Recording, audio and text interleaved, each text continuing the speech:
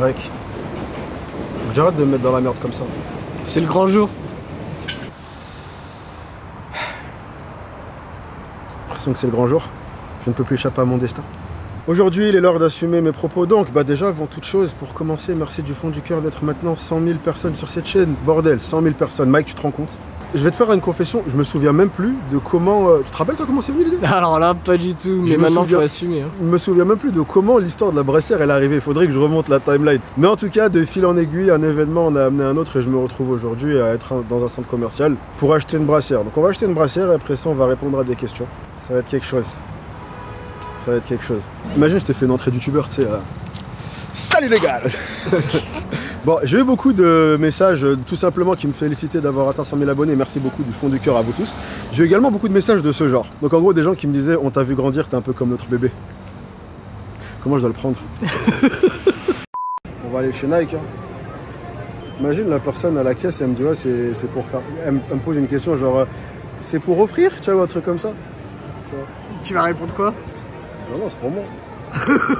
Moi, j'aime pas mentir, je dis la vérité, c'est pour moi. Je vais assumer. J'ai dit des conneries sur YouTube et maintenant je suis dans la sauce. Ah ouais, mais les plus grandes, elles sont pas grandes. Viens, on essaie de trouver une un peu grande quand même. Tu vois. Genre, imagine, c'est trop serré, c'est chaud. Pourquoi je me suis embarqué? Tu m'as embarqué avec toi. Hein. Tu portes une brassière en solidarité? Ah, je peux pas, je filme. Tu peux filmer avec une brassière? Ah bah, Nike, il n'y a pas de brassière, on va ailleurs.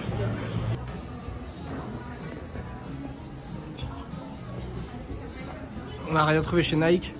Non, mais je pense qu'à H&M, là, j'ai un bon espoir. Bon, on s'est fait interdire de filmer, on s'est fait jeter du magasin. Mais tout n'est pas perdu. J'ai pris la plus grande, elle est petite. Et on va voir si c'est ta taille une fois portée. Bon, allez, on va tourner à FAQ maintenant. Eclectic Productions.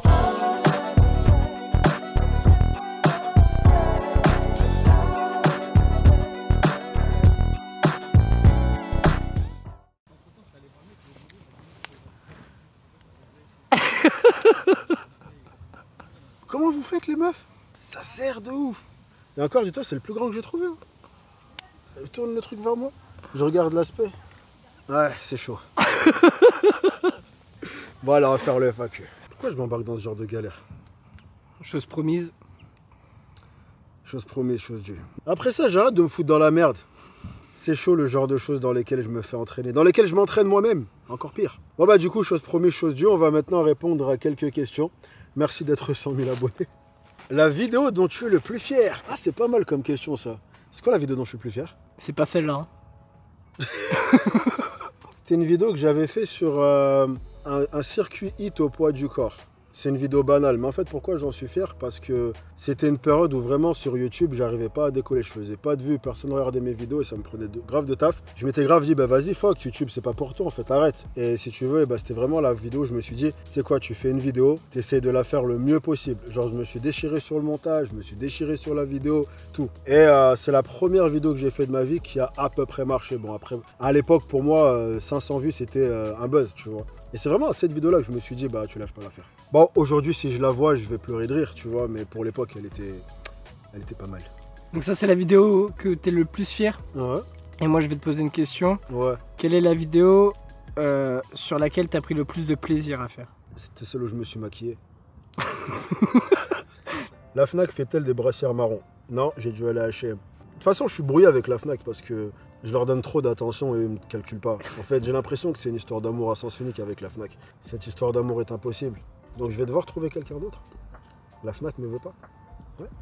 Fier de tout ce que tu as accompli, mais un truc de fou. Ah, j'ai taffé dur. Alors, évidemment, il faut rester réaliste, tu vois ce que je veux dire. Il y a 3 ans, j'étais un addict qui dormait dans une voiture. Je pense que ça va, tu vois, j'ai quand même fait un peu le taf. Donc je suis fier. Mais je veux plus.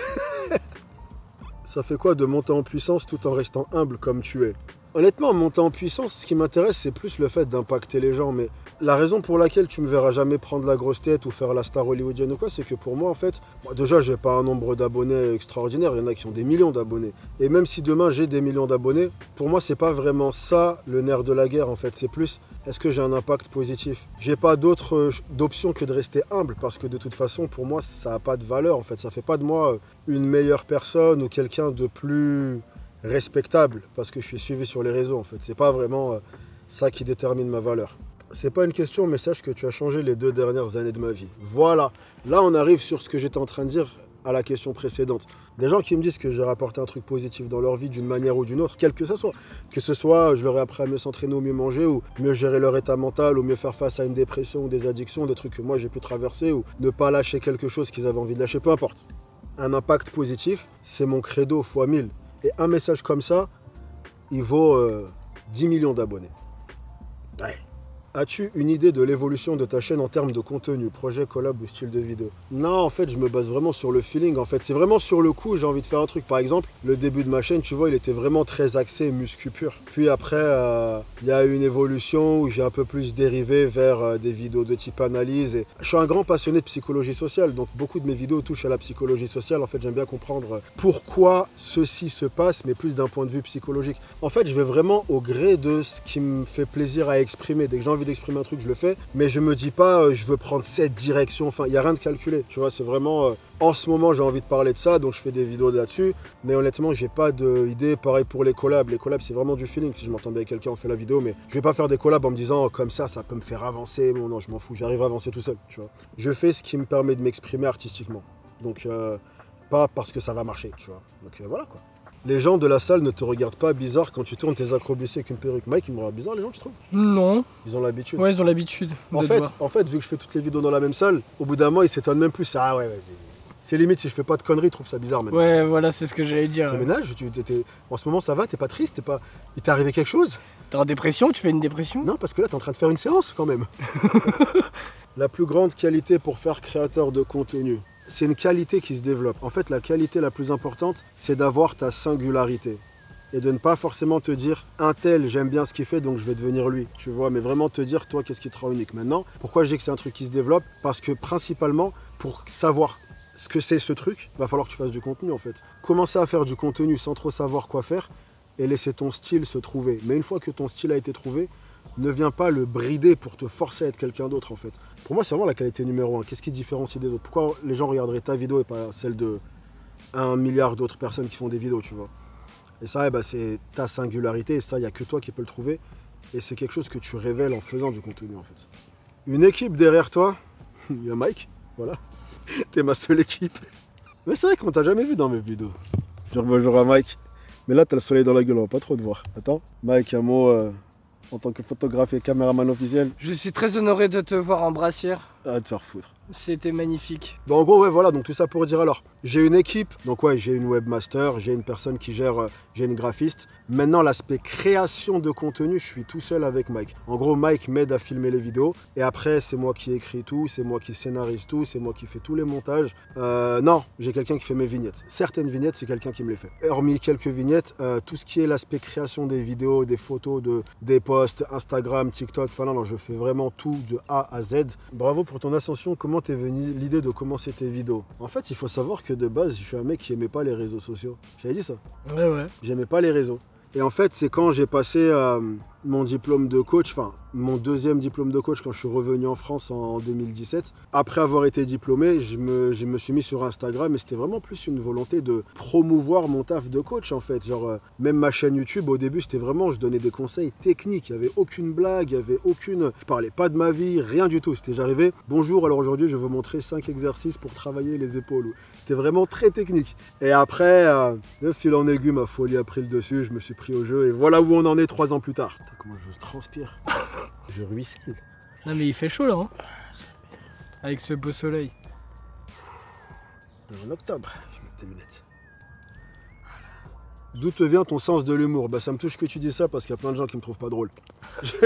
Attends, je suis tombé sur un thread sur jeuxvideo.com et le sujet du forum c'était que pensez-vous de Nash Befi? Non, sérieux? Et il y a plein de gens qui ont dit des trucs gentils, mais là qui ont dit ouais, il donne des bons conseils, mais il se force trop à faire de l'humour, il est pas drôle. Je me fais rire moi-même. Donc j'arrêterai pas. Faut être son premier public. Tu feras jamais l'unanimité, mais tout ça pour dire, il y a des gens qui me trouvent drôle, des gens qui me trouvent à chier, tu vois. Et tant que moi je m'éclate, je le ferai, tu vois. En fait, je ferai toujours les trucs qui me font kiffer.